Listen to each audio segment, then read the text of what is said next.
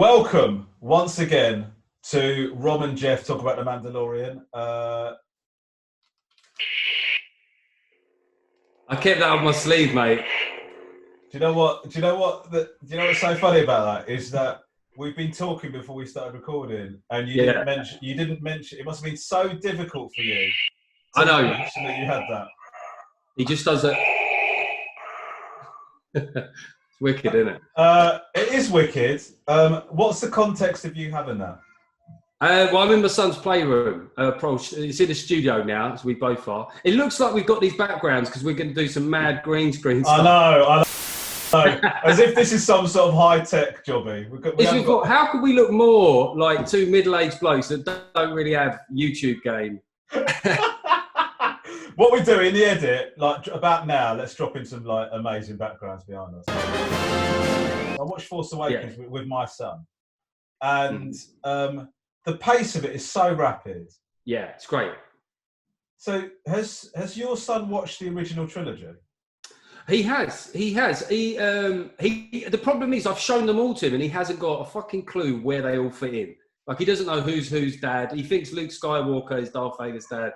I need to mind wipe him. But even still, how do you explain it? But I think he likes things about the original ones. But like first thing where he got to Ben Kenobi and Luke having a 7-minute chat, bang, he's out there, he's headbutting the wall again. He wasn't interested. Yeah. But actually, you do make an interesting point, because Luke Skywalker being Darth Vader's dad actually kind of makes more sense, doesn't it, in a way? I mean, not physically, but in terms of Luke Skywalker's a little fucking goody two-shoes, isn't he? And then his son becomes this little rebel, starts dressing differently, he's kind of got an emo vibe about him. It does actually, in terms of character, he's dressing in a really weird way. I find it quite uncomfortable. I think he's on some sort of drugs. He's breathing weird. Well, you couldn't really call it a rebellious phase. I'm just looking around to the... No, but you deserve to. Do you know what? It's such a shame we're on lockdown, because you deserve, after dropping that, you deserve to be able to look around and have some people fucking give you the credit. No, that was an imaginary Star Wars community that I felt that were nodding at me like the Mandalorian, like a very slow and deliberate head nod. But I think definitely when it goes out, Geoff, have a read of the comments. I think you're going to be pretty pleased. Chapter 4. Now, what's it called, Chapter 4? It's the Sanctuary, right? Sanctuary. So it's after the big gunfight at the OK Corral. Yes. He wants to have some downtime. Now, you watched this before me, and I had heard a lot about this episode. In fact, when the first 2 episodes of this went out, of our YouTube show, it's not a fucking show, YouTube thing. It's so 80s. They're all shows. Tune in. Shows. When the first 2 episodes of this spectacular went out, people were saying to me, I can't wait to hear what you say about episode 4, because it's awful. Now, so I went into that with that slight trepidation, if you like. Now, did you have that kind of expectation when you went into it, or were you just... I suppose I was acutely aware of it couldn't be Chapter 3. So something different was going to happen, but I didn't see... I fucking hated it, man. Like, God. It was such a letdown. I'll just say a flagon of SPOTCHKA to you. I'm sorry. Listen, can I just say something? SPOTCHKA does not sound delicious. Okay? you can't have a character offer that. It's insane. He just goes, what is the precept of this thing? He's going to go around and hang around with some space hobbits. But weirdly, at one point, it's like they're in a sort of like paddy field for these weird blue shrimps, but they've got a droid. It doesn't make any sense. Can I tell you something? The alarm bells rang for me straight away when I saw this little charming community, and I thought, oh, fucking hell, I hope he doesn't have to protect these losers. And that is exactly what fucking happened. Awful. We went in there as well, and even the kind of acting. Now, this is something that's going to come up, I think, is the style of acting adopted by some of the actors. Some of them are incredibly Star Warsy. Some of them aren't. So the woman in the calf or whatever, the woman that gives him this fucking SPOTCHKA flag or whatever this weird, the bone broth, right? Yeah. She comes over. It's like, you're not in space. The way that you're talking is not. You're not part of like the Star Wars galaxy. Okay, you just seem like one of those kind of like CBC sitcoms. You know, like like a sitcom with adverts in, not the new Netflix style ones, but this is your problem with non-space shit in Star Wars, isn't it? Basically, yeah. Like you need them to be for you. You need there to be either being involved in some sort of dogfight, or they're on a large ship where there's windows and stuff, so you still know that everyone's in space. Reminders of space, things that launch into space. What I don't want to see is something that looks like it's at Woburn Centre Park. That's what I don't want. Was there not like a strange 80s show type feel to it? Like, even what was the woman in it? The former shock trooper, Laura Dune. Cara Dune. Yeah, right? She was great, but not for that show. That felt very much Xena Warrior Princess and stuff. And then like the weirdly choreographed fight that they had, which was quite camp. It was so camp, and also, do you know what? I will happily die without seeing two people pull a gun on each other at exactly the same time at the end of the thing. Please. Are they evenly matched? Are they? Yeah, it wasn't clear enough from the actual fight itself, so we need a proper signifier of what we think about these two characters. I mean, that was from the same guy on the writing team that came up with Beskar in Cargo Group Apollo Greed's fucking t-shirt, wasn't it? I'll tell you what, at the end, just in case you're in any doubt, the only good thing about that fight was Baby Yoda sipping SPOTCHKA. Loved it. And just having a bit of popcorn, watching the fight go down. Even he didn't seem that impressed. When the two villagers approach him to try and recruit him, they approach him to try and recruit him, and he says, no, forget about it. How was this acceptable? As they walk away, oh man, we're going to have to ride all the way home. It's going to take a whole day. I can't believe it. Oh man, this is crazy. And we're going to have to go all the way back to our farm with lodgings that might be suitable for this Mandalorian in his current and a really tasty brunette who for some reason is willing to offer to set up a new life within minutes of a bloke who she hasn't seen without a helmet. All she knows about him is that he kills for money. Yeah, I mean, how into Enigma are you? You've literally just met this guy, and straight away, totally irresponsible. She's jonesing for him. You've got a kid. I think I know how her last husband got killed. I think she's just like one of those women that waits outside prisons. She's just, and he goes in there, and he's quite quickly this guy that we last saw busting out of that planet, right? Just messing with Apollo Greed, flying out the angels of death, and then all of a sudden he's like, "Yeah, I could be happy here." You know, takes off the helmet. Lest we forget, takes off the helmet. So I'm glad you brought up the helmet thing, right? Because in the previous episode, I can't remember which episode it was, he gets asked by the armourer, "Have you ever taken off the helmet?" And he says, "No, never." Right now, we did have our doubts about that. There was a little. We had a conversation about it. Now, in this episode, every time he was offered food or bone broth was around, or that weird bread roll that she put on the tray for him, I start getting anxious about what's going on here. What's he going to? Yeah, exactly. Does he flatten it down and then sort of slip it underneath? In the gap between his chin and the actual helmet. Anyway, it turns out that when people aren't looking, he can take his helmet off. He just takes it off. I was wondering if it's going to be like that. You know, like that great Lee Mack bit about how cats look brilliant when they're cleaning themselves and stuff. But then the moment that they have to clean this bit, it all goes to shit in there. It would have been the same with the Mandalorians. He just all the nodding and all the cool moves, and then he's just like.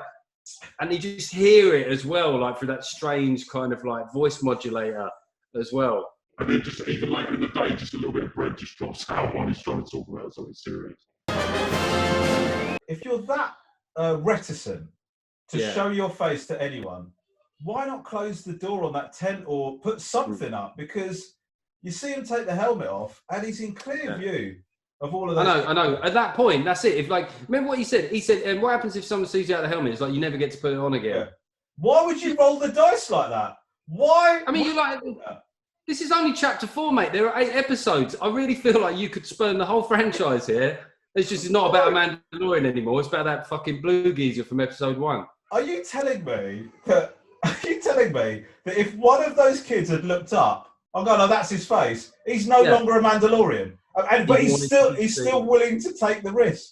He wanted to be seen, I suppose, but I didn't buy that. And then we have this issue that they're being regularly ransacked by a horde of Staffordshire Bull Terriers, or like just upstanding dog-faced Clatoonian Raiders, I think that they're called. Clatoonians, I think they are. Clatoonian Raiders, who somehow have basically boosted an ATST walker. Yeah, which.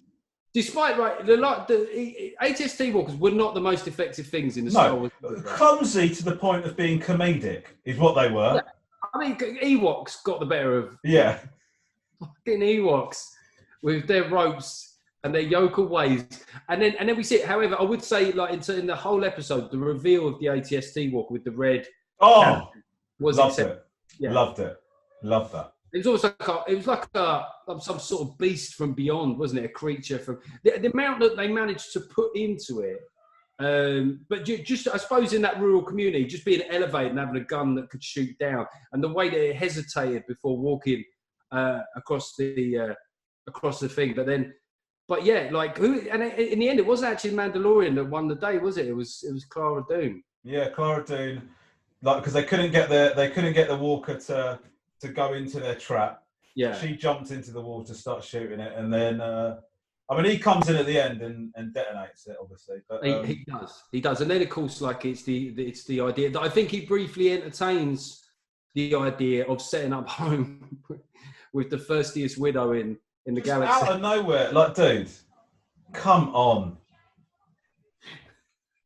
You could be happy. Even Cara Dune's going, mate. She's a bit. You know what I mean? I know. He's going to leave Baby Yoda there. Yeah, I was surprised by that. That came out of nowhere for me, because it's sort of.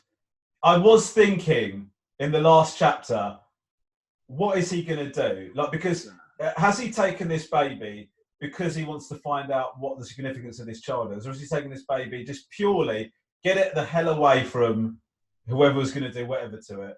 Yeah, and then and it turns out that's what that seems to be his motivation. His motivation is take it somewhere, get it somewhere safe, and leave him there. Do you know what I mean? And then he'd be like some sort of little Mowgli, wondering if he was adopted.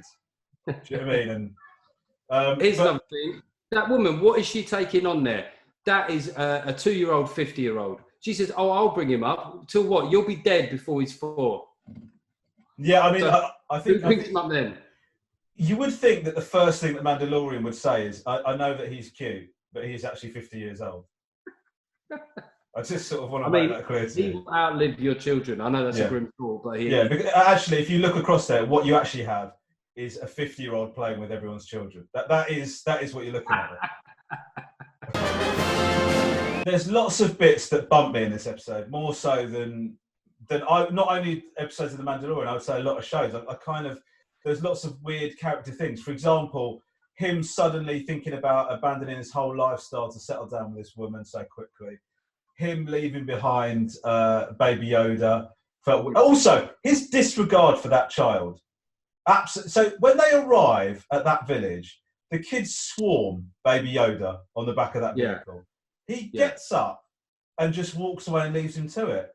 You only do that at a family like at a family wedding. Yeah. But you just feel so confident that the older kids, they're very good with him. They're very good with him. Yeah, but there's certain members of my family I wouldn't want anywhere near my kids. There's a couple of the, just all yanking his ears. A couple of the very touchy kind of grabby aunties. I'm just like, no, do you know what? Let's leave him unmolested for this. You go back and Baby Yoda's like in a coma because they made him use the Force too much just for their own amusement. They just kept going, use the Force again, use the Force again. They go and find the Walker footsteps, right? So then they go back and they say, you've got to leave this place. And then the whole village go, but we've lived here for generations and it takes ages to set up what just looks like a series of baskets that we fish with. And then they're sort of like debating what to do. And then the Mandalorian all of a sudden has this revelation. What if we teach them? It's like fucking such Route One dialogue work. That was the 18 moment. Oh, the episode. And then they start making stuff, and oh god, it was awful. But do you know who directed the episode? Was Bryce Dallas Howard. I know, of Jurassic World fame, right? Yeah, Ron Howard's daughter, and you know, I mean, like she got the hair color. Put it that way.